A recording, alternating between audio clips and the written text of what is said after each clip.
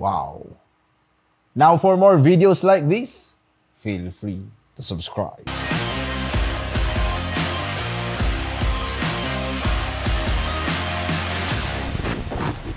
This video is brought to you by SCDKey, the best website that you may visit in terms of very affordable deals and best offer para sa application softwares, games, and yes, operating system. And there you are, you may check the Windows 10 Pro, and by using our promo code, ma-avail mo lang siya ng around $14.95 or 700 plus pesos. That's it mga kaibigan. Check the description below. May mga links po tayo dyan to go directly sa kanilang website. Alright, so that's it. Ang ganda ng rig natin. Sobrang tuwang-tuwa ako. Actually, I will give the credit kay Sir John Patrick Siwong of Whip PC Mods. Ang galing. This rig is actually built last 2019. So, pinalitan na lang natin ng pyesa ng mga current na meron ako dun sa aking old unit. Transfer namin dito. Pero this case mod was joined last 2019 ESGS rig show. Pero, noong 2020, nag-champion si Sir John Patrick Siwong pagdating sa rig show. And, wow! Grabe. Sobrang nakaka-amaze. Nakita ko lang kasi to through videos, photos, dahil hindi naman ako naka-join nun or hindi ako naka-visit. Pero nung nakita ko siya personal, grabe. Ang ganda. Bago natin pag-usapan yung mga details, pakita ko muna sa inyo kung paano ko siya nilalaro. Ayan. Kunwari, kung gusto mo hanggang dyan lang, pwede mong stop hanggang dyan lang. Pero kung gusto mo talagang mag-spread yung kanyang wings, ayan, pwede naman yung katulad kanina. Kulit, no? So, nung TGL Round 2, we bring this sa ating booth. And it's one of the head turner nung booth natin. Kasi, di ba, bibihira naman eh. Most of us know na pagdating sa computers, it's always passive. Nandyan lang siya. Pero for the first time, di ba, minsan, nakakakita rin tayo ng mga ganitong nagagawa ng ating mga PC modders. So, credits kay Sir John Patrick Siwong for letting me have this. yung championship rig niya, nung nanalo siya noong 2020, ganito din, gumagalaw din, umaangat.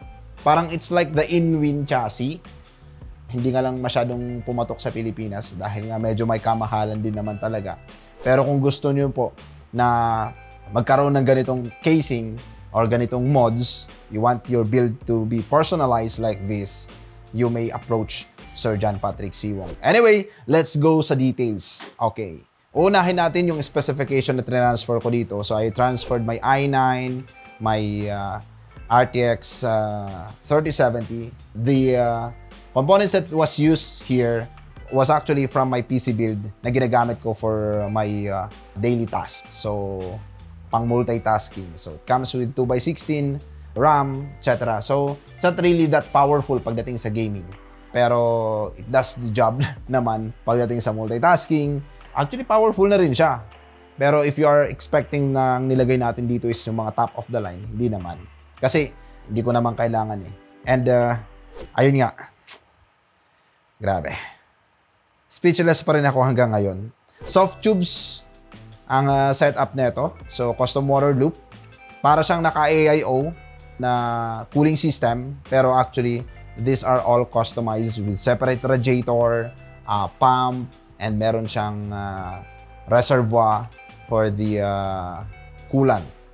And, ayun. Naka-riser din yung kanyang video card. And, fans is Excalibur. So, it's one of the classic fans pagdating sa PC industry.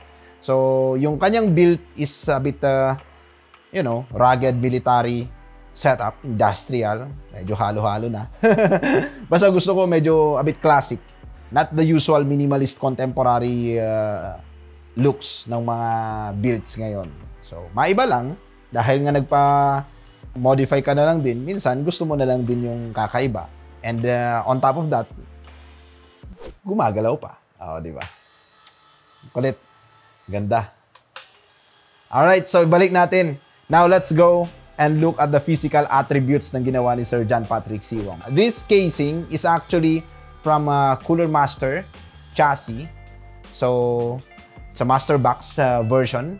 Ngayon, ang ginawa niya, hinati niya po. Kaya po, meron siyang dalawang wings. So, left wing and right wing. Ayan. And then, yung sa may harap, nung sumali ito, restricted. Pero ngayon, ginawa niya ng mesh yung harap. And ayan, nandyan din yung kanyang mini screen. So, pag binoot mo to without even plugging any monitor, medyo makikita mo na rin po dito yung kanyang BIOS. So, you can do the troubleshooting na hindi mo na kailangang magdala pa ng sobrang laking monitor. You may just go ahead and check the BIOS configurations by using this mini screen. So, it's very, very functional. Apart from aesthetics, it's very functional pagdating din sa troubleshooting and pagdating din sa syempre, multitasking. Kung gusto mong nakikita mo yung piniplay mo na video or yung music na piniplay mo on the background while working, at least pwede mo na lang ilipat dito. Yun ang kagandahan naman ng mini screen display natin. So, baka kala nyo, aesthetics lang siya. Napaka-functional din po niya. And dyan po, makikita nyo din yung kanyang power supply. So, naka-expose po siya dyan. Exhaust. And then, pagdating din po sa mga panels, ang ginamit po dito is an acrylic. And all of the panels, cuts, everything are handcrafted by John Patrick Siwong. Medyo may konti siyang X factor dahil nga handcrafted. Minsan, di ba, pag handcrafted, medyo mas mahal yung dating, especially pag sa mga artist. Pero, to set the expectations lang, pagdating sa kung paano siya nagawa, handcrafted po yung finish. Paint job, cuts, everything is handcrafted. So, kaya sa mga gustong sumuporta kay Sir John Patrick Siwong, magpa-mod kayo sa kanya para next time may pambili na siya ng yung laser cutting machine para mas maging efficient siya. Kasi ang tagal niya ginagawa din yung mga ganito. Understandable din naman kasi nga, syempre, mano-mano, and he got this, day job for everyday needs. And ayun nga, sabi ko, ako, tagal-tagal na ni Sir John Patrick Siwong, dapat medyo marami ka na rin sanang project. Pero siguro dahil he's just doing this because of passion, kaya medyo hindi niya natutukan sigurong i-advertise din yung mga kanyang outputs. Pero if you really want to have a rig like this, you may approach John Patrick Siwong. And ayun, acrylic here, both sides. And dito naman po sa loob, ayun, hydraulic siya. Nakaka-amaze paano siya nagawa. Sa mga medyo may duda rin po, kung iniisip nyo na, naku, baka mamaya, hindi naman yan durable, hindi yan tumatagal, sa kakataas baba, bibigay din yan. Well, syempre, dahil may mga moving mechanisms itong rig natin, we will expect na syempre may duration din. Pero so far, when we use it dun sa SMX convention, nakailang beses din And imagine, this was built last 2019. Until now, 2023 na. 4 years later, is still working. Wala pang pinalitan dito. Hindi pa pinalitan itong mga ginamit ni Sir John. So, ibig sabihin, that's enough proof for us to know na tumatagal din itong mga ganitong klase ng case mods. Kasi baka mamaya iniisip nyo, hindi siya tatagal or very high maintenance. Hindi rin high maintenance, especially pagdating sa custom water loop.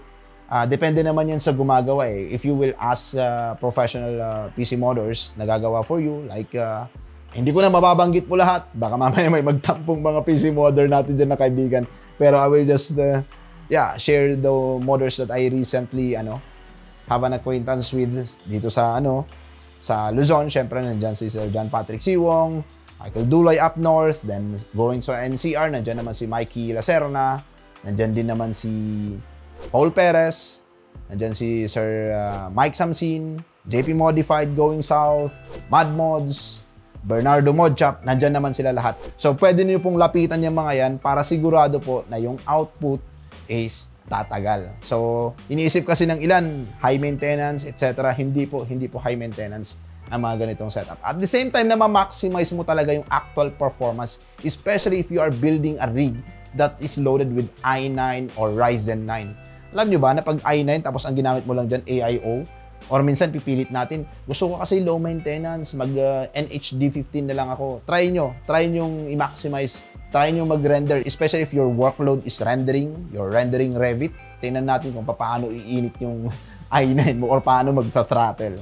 Believe me, and I think a lot of PC enthusiasts who are really users of i9 can vouch that.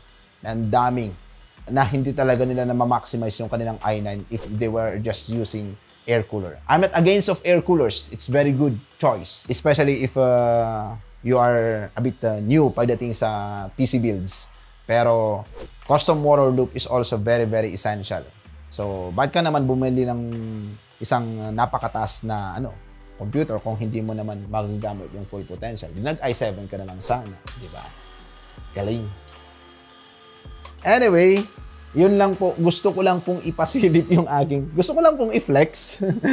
Sensya na ho. Hindi naman po sa nagmamayabang. Pero, I mean, I want to share lang po kung anong mga nagagawa ng ating mga local modders. Previously, sa ating video, napakita ko yung Sneaker X. That is an output of foreign modders. Dito sa Pilipinas, iba din po yung approach. So, kanya-kanya po yung setup. So, yung mga PC modders na nabanggit ko kanina, pwede nyo po silang lapitan pag gusto nyo pong magpa-modify. Iba-iba po ang kanilang mga outputs. So, you may just check their page and just message them. Napaka-approachable po nila. And sa mga aspirant modders na gusto ring ilabas ang kanilang pagiging artist pagdating sa case modding, I really encourage you. Especially sa mga kabataan natin ngayon. Try nyo rin. Napaka-fulfilling po ng ganito ring passion.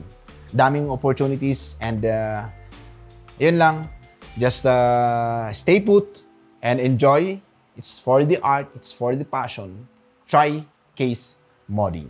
Alright, so that's it guys. Our personal build update as of 2023. For more videos like this, feel free to subscribe.